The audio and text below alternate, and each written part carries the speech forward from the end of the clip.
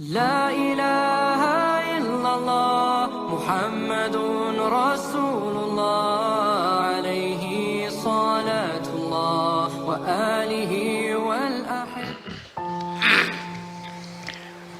Assalamualaikum warahmatullahi wabarakatuh. Waalaikumsalam warahmatullahi wabarakatuh. Terima kasih atas waktunya. Saya ini tadi baru terima tornya ini 1 jam yang lalu ya. Iyalah, sudah mulai acara. Ini temanya nih, titelnya ini bullying dan solusinya dalam perspektif tasawuf. Saya melihat judul ini terlalu luas sekali ya. Karena kalau kita klasifikasikan persoalan-persoalan yang ada dalam bullying menurut perspektif tasawuf, pastinya kita bikin beberapa kategori, kriteria, klasifikasi, klarifikasi, inventarisasi, dan semuanya ini akan mempunyai masalah-masalah yang sangat penting sekali untuk diurai.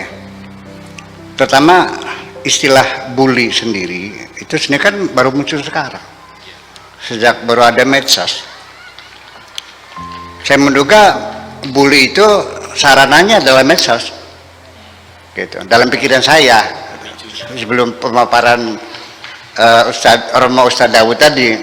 Jadi kalau lemparin batu bukan bully, namanya cuma kejahatan atau pemerkosaan, kan gitu. Kemudian juga istilah untuk mendefinisikan bully itu apa. Kalau saya lihat dari penjelasan dari Ustadz Romo Dawud, saya menjadi bingung mendefinisikannya ini. Pemerkosaan, dicubit, dibentak, dimarahi, dan sebagainya. Ketika kita ingin mendefinisikan sesuatu, pertama sekali yang harus kita tangkap dulu adalah genusnya apa. Bahasa Arabnya jins ya, atau dalam bahasanya genus. Apakah ini bully ini merupakan satu perilaku? Apakah watak? Apakah kepribadian? Apakah merupakan style of life yang sifatnya curiosity atau selalu bikin reseh? Ya kan gitu. Ini banyak sekali semuanya itu. Nah ini saya oleh karena itu mohon maaf nanti sekarang saya belum bisa mendefinisikan bully itu apa, karena saya mesti merenung cukup waktu juga ya, cukup lama juga untuk mencari genus yang tepatnya apa ini. Apakah nanti itu memang itu watak pembawaan warisan genetika atau hasil daripada pergaulan dan pendidikan di masyarakat. Kemudian juga berikutnya seorang pelaku bully ya, mesti dijelaskan kenapa seorang berperilaku semacam itu. Kemudian apa yang kita teliti, apa yang dirasakan oleh orang yang melakukan bully itu, apakah dia mendapat kesenangan, kepuasan, apakah mendapat prestis dari teman-temannya sebagai pahlawan barangkali. Kemudian korban, ya berikutnya lagi korban dari perlakuan bullying ya, menimbulkan stres, kecewa, rendah hati.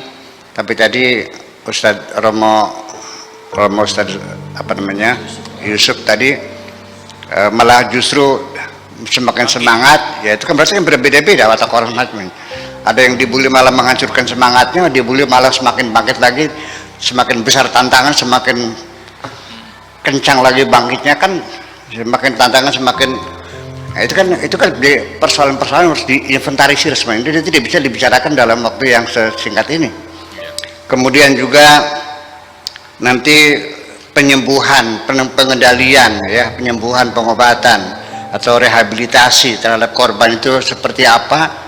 Nah, itu juga persoalan yang sulit juga. Kemudian juga si pelaku itu untuk pembinaan anak yang senang membuli teman itu tuh bagaimana apa namanya pembinaan berikutnya, itu sangat banyak sekali persoalannya. Jadi artinya bahwa oke, seperti itu, nanti kita bisa berdialog panjang lagi. Cuman begini, saya itu inginnya malam Rebo itu psikologi tasawuf ini tadinya ya bisa nanti kita bicarakan seperti psikologi tasawuf, kita bicara masalah bullying ini juga kita bicarakan, mengapa bisa masuk sebagian daripada masalahnya bisa masuk. Artinya bahwa begini, ini ada hadis Nabi yang sangat masyhur sekali yang berbunyi man arafa nafsahu arafa rabbahu. Hampir ini selalu dijadikan bahan pembicaraan di setiap kelompok-kelompok kajian-kajian tasawuf, ya, kajian kepribadian dan sebagainya. Yang ternyata itu setelah dicek itu bukan hadis, itu mah itu hadis Yunani. Tapi nggak ada masalah, sekalipun hadis itu yang benar ya benar, nggak ada masalah. Sekalipun yang ngomong orang gila ya. Yang ini apalagi ini seorang filosof ya yang di Yunani yang mengatakannya. Nah, jadi artinya bahwa pemahaman orang mengenal diri sendiri juga tidak semudah itu. Sekarang saya nanya, Anda namanya siapa? Afkar. Anda kenal diri Anda? Tidak cukup hanya mengenal nama. Termasuk apakah Anda ini juga punya sifat bullying ya? Ya, kenapa Anda menjadi gemar membuli orang lain? Ya. Apakah ini sifat bully ini memang pembawaan genetika dari asal dari orang tuanya atau memang itu hasil pendidikan? Ini menjadi persoalan filosofis juga. Begini, jadi warisan genetika ini yang menurun dari orang tua ini, orang tuanya rese, anaknya rese juga. Ya, orang tuanya pada menyanyi, anaknya pada menyanyi juga. Kewibawaan, kepribadian, watak, etos kerja itu semuanya sama. Jadi persoalan pembawaan ini nanti kita bahas bully sebagai satu pembawaan genetika. Kita bahas malam ini. Jadi begini, dari sejak zaman primitif dulu orang masih hidup di hutan-hutan masih mana, itu sudah teramati oleh mereka bahwa bawaan keturunan genetika ini dapat diamati. Mereka sederhana dengan mata telanjang melihat bahwa anak sama bapak mirip, betul nggak? Hidungnya sama, matanya, bapaknya hitam ya anaknya hitam, bapaknya putih anaknya putih. Lah, di situ kan menjadi satu kajian yang besar sekali masalah genetika ini. Jadi seperti gini, berapa persenkah sperma bapak dan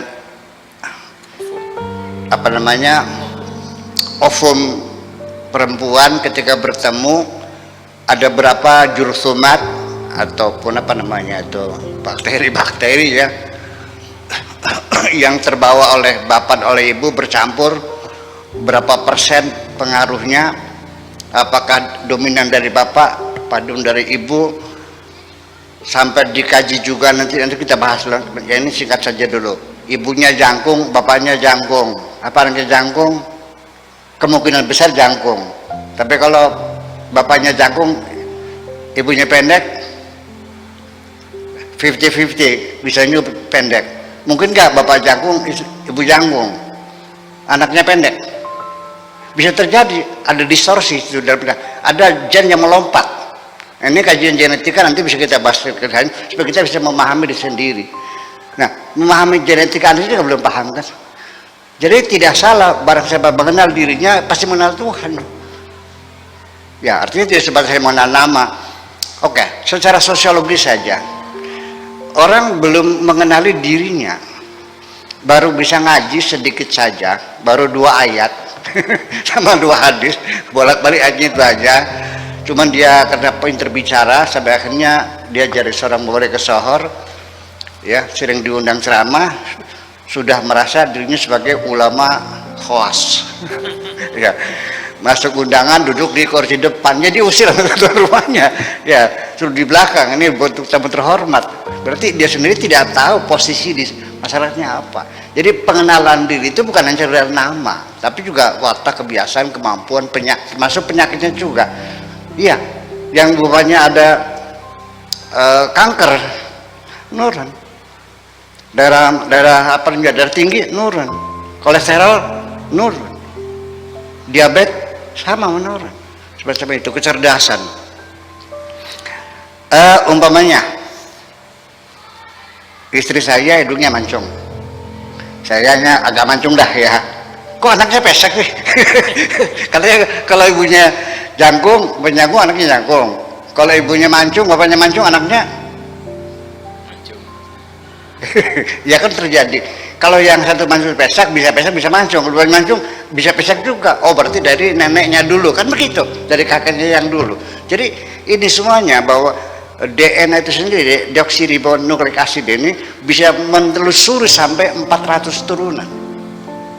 Ya, asal muasalnya itu. Makanya orang sekarang mengerti akan terah dan sebagainya.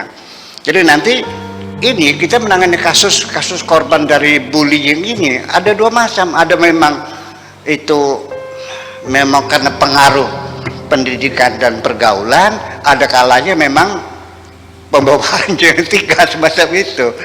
Ya, kalau macam itu bukan sekarang, dari dulu juga sudah ada. Jadi di masyarakat primitif sendiri juga mereka mengamati, ada anak-anak yang pendiam sekali. Nanti anak-anak ada yang menurut banget, ada yang kerja yang rusak aja. Ini menurut saya sering tuh digorisin pakai paku dari ujung ke ujung mobilnya.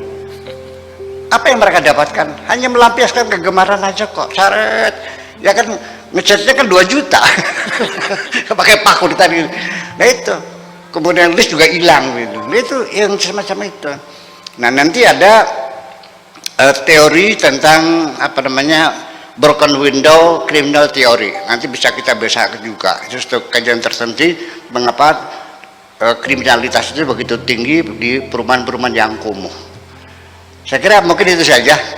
Saya izinkan saya untuk merenung sebentar supaya nanti saya bisa menghimpun penjelasan dari Ustaz Romo, Ustaz Daud tadi untuk mencari jenisnya apa bullying ini, apakah itu kepribadian, apakah watak, apakah kebiasaan, apa dan sebagainya, lalu bisa kita definisikan. Sebab kalau tadi seperti saya tangkap dari Ustaz Romo Daud, itu berarti kriminalitas berarti teman-temannya, sampai pemerkosaan, bukan bullying.